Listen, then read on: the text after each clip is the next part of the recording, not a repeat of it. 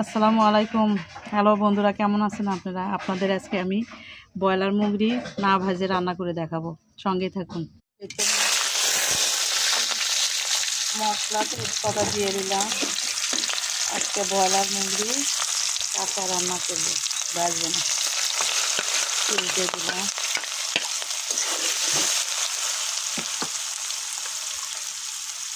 একটু লবণ দিয়ে দিলাম পেস্টটা নরম হওয়ার জন্য। ভেজে নেব তেজপাতা মশলা গুঁড়াতে সব দিয়ে ভেজে নিলাম।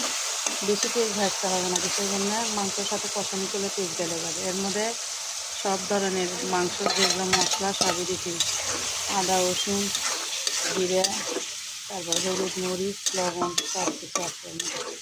কষানি করে নেব। এখন এখন দিব একটু পানি দিয়ে নেব।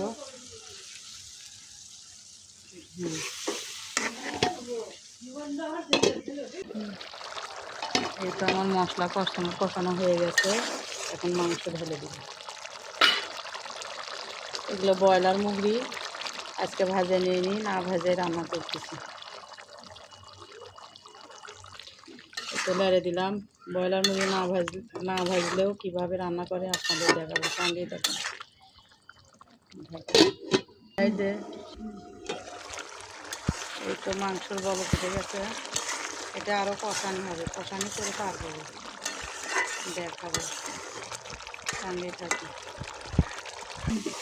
এই তো আমার রান্না হয়ে গেছে, এখন ঢেলে নিব। এই তো এখন ঢেলে নিচ্ছি। তো কীরকম হয়েছে অবশ্যই কমেন্ট করে জানাবেন। ব্রয়লার মুরগি না ভাজে রান্না করলে এভাবে ভাজে রান্না করবেন, এভাবে ভাজা ছাড়া রান্না করবেন, খুব সুন্দর লাগবে, খাইতেও ভালো লাগবে।